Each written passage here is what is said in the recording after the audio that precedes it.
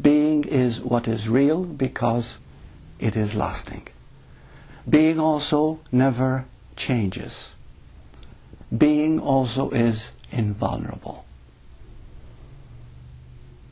A few years ago, I had many experiences with, my first one was Bhagavan Ramana Maharshi, and later on various things.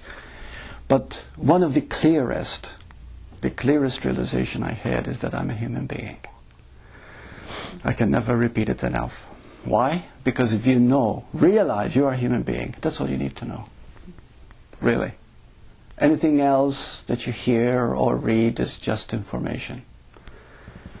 Now, the being is strength itself. It's invulnerability. It's that which lasts. It's that which is always clear, always now, never changes. The human, this is the interesting part, the human always resists the being. But it's always seeking the qualities of the being. And I'm going to prove to you, because I've been getting a lot of emails lately. How do you answer these emails? By knowing a very simple thing. And I'd like you to really hear it.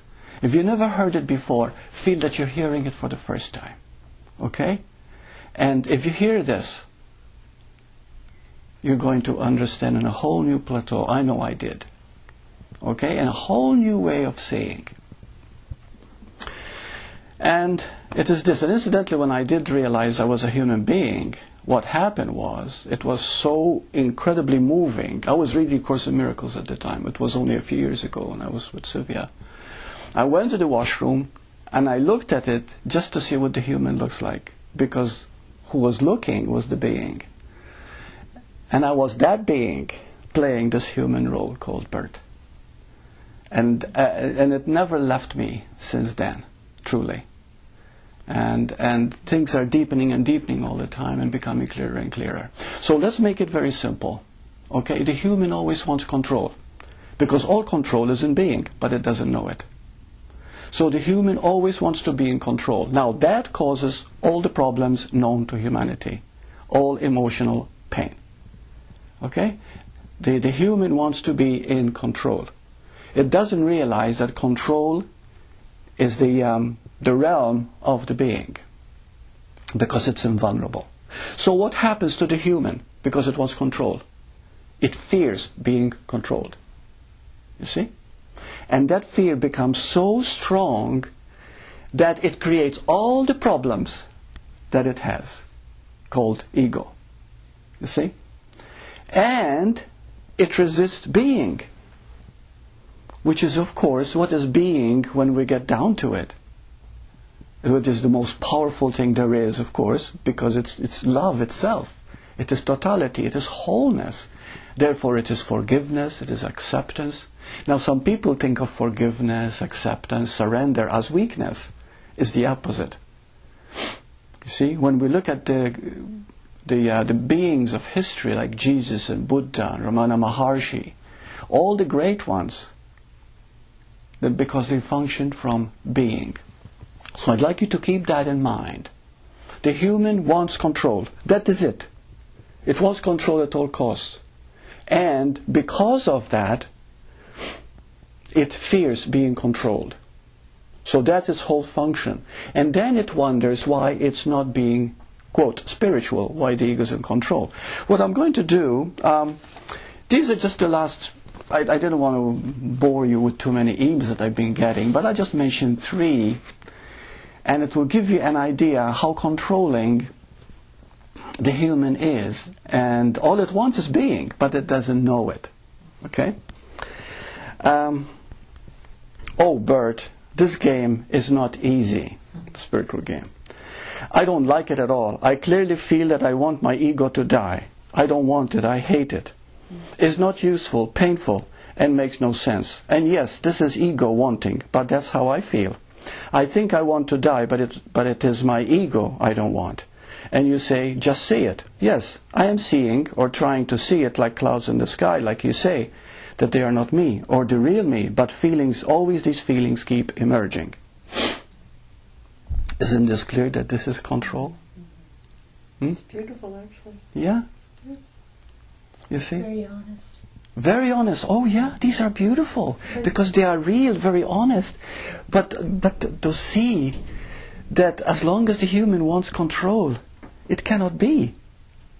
You see, and this is the beauty. I wanted to see that no matter how, even if you're innocent, wanting this, and you don't want the ego, how not wanting the ego, who is it that doesn't want it? The very control itself, controlling the control, which is a vicious circle. That's why there are nervous breakdowns. This is why there's insanity. Another one. I think that one of the things that happens to me is the feeling that if I'm not thinking, there is no way to live daily life. I can be blank for a few seconds, but soon proceed to be doing daily things that include thinking, planning, organizing, and so on. Now, from the scripts, this person has the idea that it's true. Thinking does it all, right? Because you are the product, the human part is what you're thinking. What you're thinking materializes is what you believe. And therefore, he's perceiving that I must stop thinking. Control. How can you stop thinking? Can it be possible? There is no way that you can ever stop thinking. You see? Now, where does the being come in when there's a lot of thinking going on?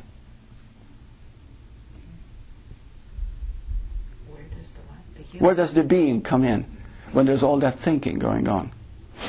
It's always behind it all. Exactly. Around it. Yeah. The being is always there. If there was no being, how could you think? Well, the being is the thinking too. The being is the thinking, isn't it? Yeah. The being is the thinking. It is the emoting. It is all the emotions. It is everything that is happening.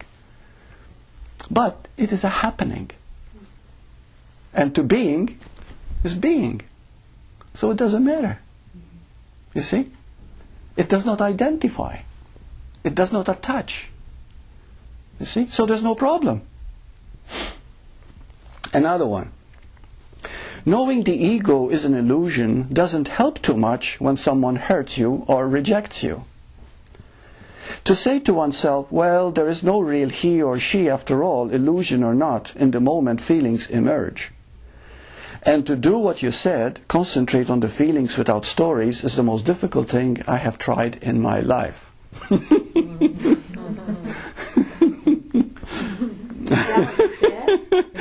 Those are the exact words, yeah.